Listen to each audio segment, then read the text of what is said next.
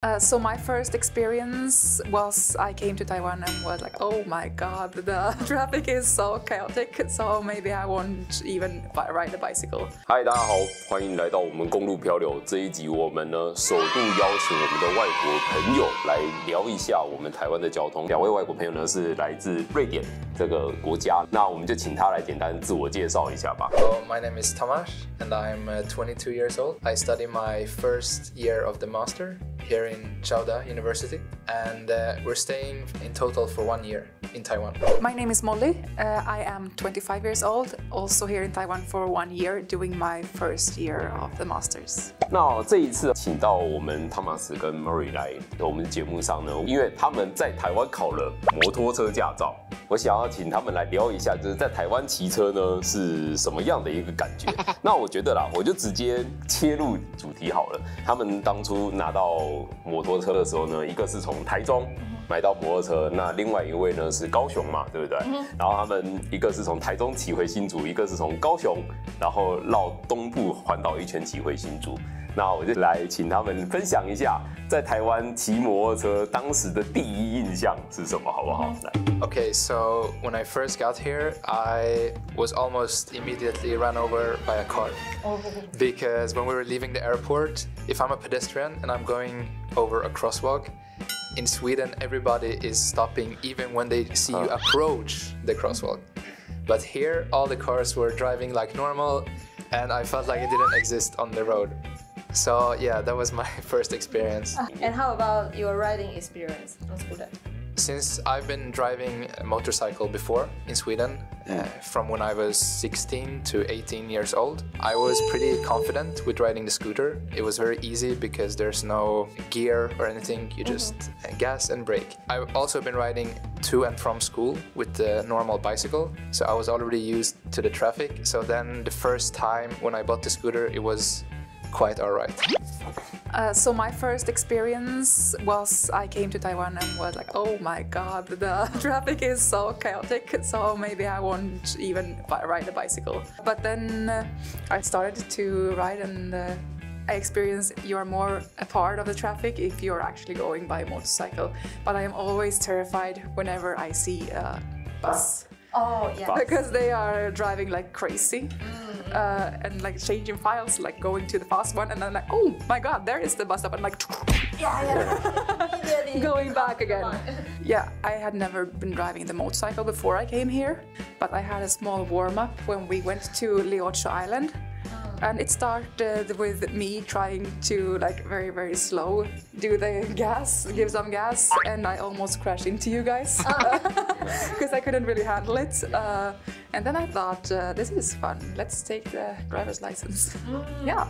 我比较好奇一个就是，为什么会想要来台湾考驾照？因为其实如果你们在自己的国家有国际驾照，那当然魔女没有。那有国际驾照的话，其实像汤马斯他是可以直接换照的。我想要了解怎么会想要用考的，分享一下考照的经验跟瑞典有什么不同的。So the motorcycle license system in Sweden is very much different from here. The type of license that I have, it's for the 125cc motorcycle, and apparently for the international license, it doesn't qualify to translate the Swedish license to the Taiwanese. Because as far as I know, for Taiwan, the lowest class that I passed the test for, you can have up to like 249cc, right? So because I think mine is only 125, then it's like too small to just convert. Okay. So I had to pass to be able to drive here. The main reason was because I wanted to drive the motorcycle in Taiwan. But before I came here, I kind of thought that I could only just buy a motorcycle and that was it. I didn't think that I had to do the driver's license test and stuff, just thinking that it was super easy. But it was kind of a long process to come as a foreigner people to take with all the paperwork. 那他有没有开车经验？ Yeah, of course. I have a car back home. 我就想请 Murray 先分享一下，在瑞典开车跟在台湾你看到的有什么不同？ Yeah, the road situation is in Sweden is very calm and structured, and there are not so many cars on the streets as it is here. So that makes a lot of difference. And also here there are so many motorcycles, which makes it a little bit more chaotic, I think, because we don't have so many motorcycles on the roads in Sweden.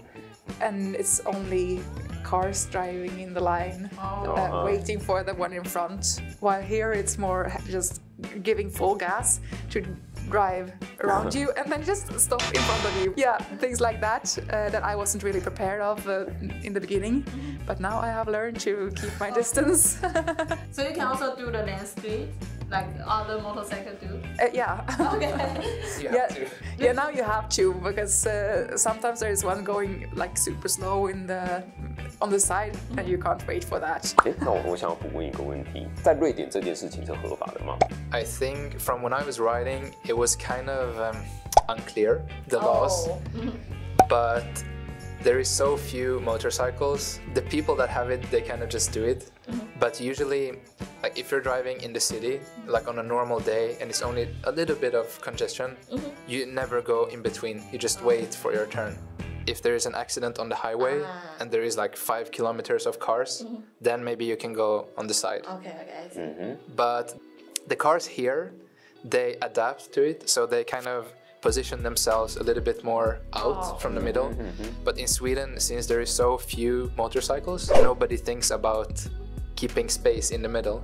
So it's also a lot harder. 了解。好，我这边分享2个东西哦。第一个呢，我希望在台湾的骑士就是减少在车流行进的时候有钻车梦这件事情，因为我觉得这件事情不管对其他驾驶还是对自己都是一件危险的事，这个在全世界都一样。然后第二个，在我看到的欧洲跟美国，一旦高速公路比较有塞车的时候，内线跟外线的车道他们会尽量贴2边，摩托车可以从2个车道中间是停止的时候，他们会有一些速限，譬如说，如果车流速度低于可能25迈很低的时候，摩托车是合法可以从中间走过去的。可是台湾比较有趣的是，台湾都是往中间靠，然后最右边让给摩托车走。问一个比较特别的问题，他们有没有发现到，其实台湾的车道宽度其实比瑞典宽，所以才会有更多的空间摩托车可以转。I mean, yeah, but at the same time, there's also always something like obstacle on the side of the road. Maybe somebody has parked or a truck is standing like delivering goods or something. 对 So it's usually only enough for maybe 1 or 2 motorcycle, but not for a car. So kind of yes and no. Yeah, I would agree with that. But then also in the cities, most of the roads have always 2 lines. That's very convenient, because in Sweden, most of the cities have only 1 line. 好，那我进入到重头戏了。我们先来请汤马斯分享一下，就是在瑞典的机车考照。我在想要请教他们的实际测验是什么样子。First, there is the scooter license, we call it. That's when you're 15. You can do this, and then you have to take some lessons with like an instructor. And after you're finished with the lessons, you have the license. You don't need to pass any driving test. So it's very easy. If you're just there, you will pass it. But it's only for 50cc scooter, and they can only go 45 kilometers per hour. Then there is the motorcycle, and the motorcycle is divided into 3 categories. And the first one with the least power, you can start to do it when you're 16. You can drive a 125cc motorcycle. Then you have to pass like a proper test, but also like a theory part, the same as here. But the difference is that the test that you do, you start off with riding in a like obstacle course. And you have to do like some slaloming in the middle of some cones. Then you have to do a very tight turn, braking from 50 kilometers and 70 kilometers per hour. There is no specific distance. The most important thing is that you have to brake in a very safe way. So you have to sit upright and look far ahead, and you cannot lock the brakes, and you cannot engage the ABS. If they hear the ABS, you're failed. After you finish this one with the braking and everything, then you go out in the traffic with the instructor. The instructor sit back for? They have another motorcycle. Oh, okay. And you're speaking on the Oh, cool. Okay. 那我想请问一下，路考的话会有特定路线吗？还是随机？ It's randomly chosen. The instructors have maybe like 50 or something roads. You can never practice a specific road because you will never know where you're gonna drive. For example, you have to ride the highway, you have to ride in the city, doing the roundabouts. You have to be able to take the left turn. they evaluate all of these steps in the same time. So it takes maybe 30 or 40 minutes of driving. In my group, we were, I think, like 8 people. So it took a very long time. First, everybody has to pass the obstacle course, and that takes maybe 2 hours or something. And then I was the first out in the traffic, so I was done really quickly, but the others had to wait like a really long time. So if I remember correctly, the driving part of the test, it costs 1,600 Swedish crowns, which is 4,800. If you fail, you need to pay again. It's the same for all the different classes. 那18岁以上呢？ The next level is from the date that you're 18 years old. It's the same procedure with all the tests. You have to still do a theory test with questions, and you have to pass the driving course. And then if you pass when you're 18, you can drive a motorcycle with up to 50 horsepower. There is some like smaller regulations, for example, the weight to horsepower ratio and these kind of things. But the most important is that it's 50 horsepower is the limit. So if you have the second level for 2 years, from when you're 19 years old, you can take the final level when you're 21. But if you don't ride any motorcycle on the second level for at least 2 years, then you have to wait until 24 to do the biggest level. And the biggest level is unlimited specification on the motorcycle. But why did you need to take more than the mandatory course? The driving test itself is actually very difficult. So maybe if you practice with your family, it's not enough and you need like actual professional help, and that's very expensive in Sweden. 你刚刚讲的就是这个驾训班要多少钱呢？哦，就光是在那边听，好像就要1600、1800吧。光听课3个小时。对，3个小时，然后那个实际上路的6000元台币左右。对，他说如果一般人要整个完成的话，差不多要花2万块。可是你通常在场内的那个练习，你不会只练习1次，所以通常会花到3万台币。那我想要请问一下，通过率多少？ I actually did it 2 times because I failed on the first time. And in the first time, I know 6 out of the 8 people failed. Oh, wow. And on the second time, I think 3 or 4 failed. 好，那刚刚听到的都是125等级，可能都要的，所以呢，他们的125基本上是比照我们的大型重机。他刚刚讲的所有内容，只有在我们的251cc以上才会有。我们没有路考。不过刚刚有一个很有趣的，就是紧急刹车这个东西。因为我考是20年前的啦，台湾的大型重机的限制是20岁持有小型车驾照1年。 我们的一次的费用差不多是1万块台币上下，然后大概要上36小时的课程，但是基本上没有落实。我们最大的魔王关卡是紧急刹车，必须要在35公里或者25，因为太多人在那个紧急刹车车沿摔车了，甚至有人摔死掉。然后才降成25公里，所以刚刚大家可以听到他们的125必须要有实际的上路，然后甚至要上高速公路嘛，对不对？然后上乡间小路，然后左转右转圆环，这是路考，然后还有场内的练习跟听课，甚至要花到1万2万以上，甚至5万以上才可以。 通过这一个125的考试，就是你就会觉得考这个比台湾大型重机还要严格。那我现在也想要请问一下 Murray， 就是如果是汽车的考照呢？ So the process is kind of similar. You have to do the theoretical course and practical course. And there, because in Sweden, when it's winter, it's also very slippery and ice on the roads. So you also have to practice how to handle ice roads, do like very sharp immediate brakes. And they have like this course where they spray something on the road, and when they do it, it's like super slippery. Yeah, it's really like an ice on the surface. And then you're driving and they will pull out like a deer in front of you. You try to brake, but your car is just sliding into the deer and you just like crash into it and you get super scared. And they want to like to make you to see how easy it is to drive too fast. 那我想要请问，就是接下来呢，那汽车的路考是不是都是一样的？然后还有就是汽车的花费跟通过率，然后还有它驾照的分级有没有类似的制度？那它考照的过程这些是不是跟机车一样？ Yeah, and then the test is with the instructor, and he or she tells you where to go. Then there are like some more small things that you have to do, like parking and going backwards around corners and park in small spaces, like if there are 2 cars standing on the road like this. So with the car, you are just out in the normal traffic. And also before you even get to start, They will give you, for example, you have to check your brakes, or you have to check if there is enough fluids in your car. Your instructor will tell you, okay, please check that the parking brake is working. So you need to know how to do that. 所以他们汽车有没有场地训？像德国他们有没有场地训？他们一上车就是上路。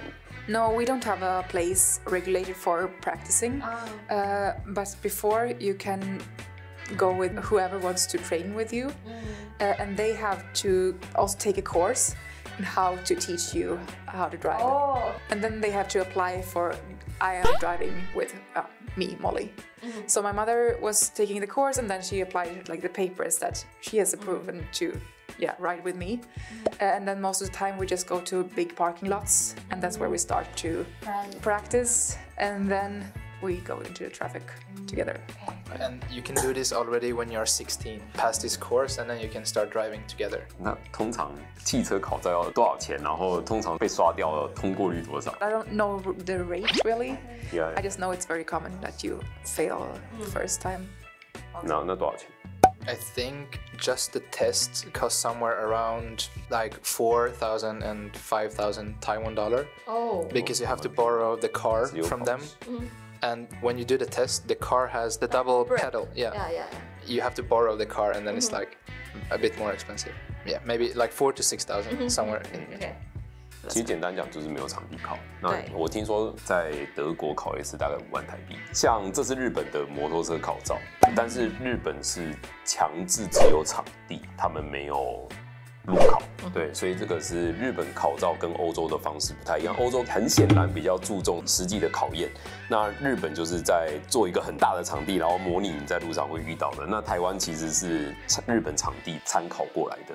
好，然后接下来呢，那我就想问了，聊了那么多瑞典的实际考照的经验，那我现在就是想问，对台湾考照有什么想法 ？Kind of afraid when I saw people driving the course, and then I was like, oh my god, did they actually pass? And am I now to drive in the traffic together with those people? They couldn't control the motorcycle. Like even when they were not on it and they were like starting to maneuver to put it in the square where you should start. They couldn't even like what way should I turn for it to go? Yeah, so I think maybe some people would have some more practice. I agree with Molly. I think it's really like too bad. Like you shouldn't be allowed to be on the roads if you only know how to do this course, because like for you have never ridden a motorcycle and you practice for 2 hours and then you passed it. And I feel like if I'm in the traffic, I want to be with people that can actually drive. And maybe I wouldn't say that you can drive after just passing the course. And also to add, in my group, the first step here is to listen to this video for like 2 hours. So for me, that was in Chinese. I didn't understand anything. And also like all the people in my group, they were on the phone or somebody was sleeping. So not even that they do properly. But I have to say that movie that you had to watch for like 2 hours, that really much like frightened me so much. I was sitting there and I was like terrified watching all these car crashes and motorcycles like sliding in under cars, and I was like, oh my god, should I really do this or should I just leave now maybe? Yeah, I was like terrified after I saw that, so that made me, those movies are like going around in my head whenever I'm driving, right? Extra conscious, I think so. 顺便想要问一个有趣的，就是在瑞典的驾照回训制度。摩托车跟汽车大概多久要回去上课？然后上课的内容可不可以简单的讲一下？因为其实已经聊蛮多的。对。I don't think you have to do it. I know, for example, my grandpa, he's like almost 90 now, and he's still driving, although he really shouldn't. Like, his eyesight is not so good, and his reflexes are really not that good, but he's still driving. So there is no such thing. But I think if you get caught doing something and you're like, you shouldn't be driving, they can take your license and you have to redo the test. I know that if you go as an old people person to the eye doctor and they notice that you have a bad sight, they can tell you that you should not drive anymore, and so they can tell the government's regulation for the traffics to take your license. 那我也想要请问一下，像台湾大概是半年违规6点，或是你直接讲违规6次的话，然后驾照会被收回。瑞典有没有这样子的一个 For example, when you first pass your driving license, the first 2 years, you're extra like vulnerable. If you get caught speeding or doing something wrong, it's a lot higher chance that they will take your license away. Oh, so how many times can you? It's one. Yeah. 不是超速你就拍啦。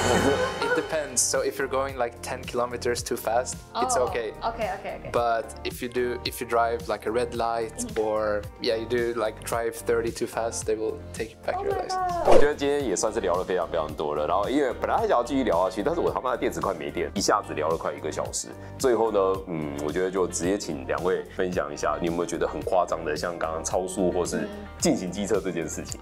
So I think my biggest suggestion for the government would be to actually enforce rules for scooter drivers, because I feel like scooters here are kind of beside the law.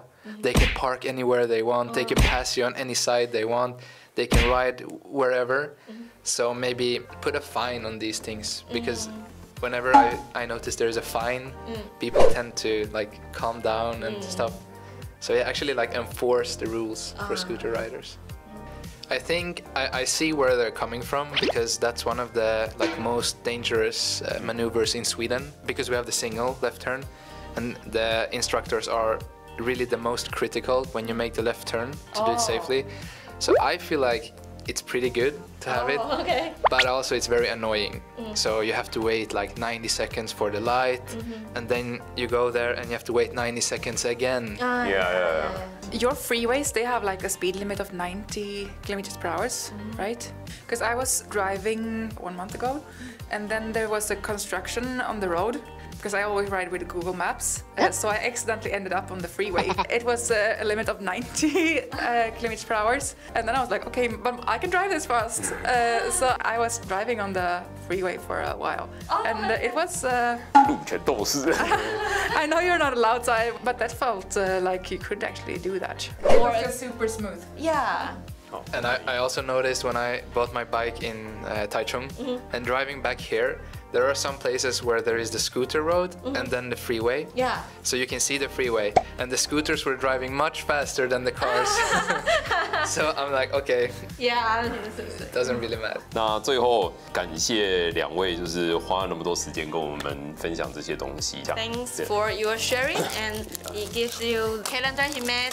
Thank you， 谢谢。好了，那最后呢，真的要我说什么的话，请他们务必呢在台湾小心驾，在台湾剩下半年了。今天呢大概就到这边了，希望大家呢看完这个影片的时候呢，也可以把这个影片分享出去。好了，那今天就谢谢大家，那记得大家建议和大家分享，好不好？拜拜。拜拜。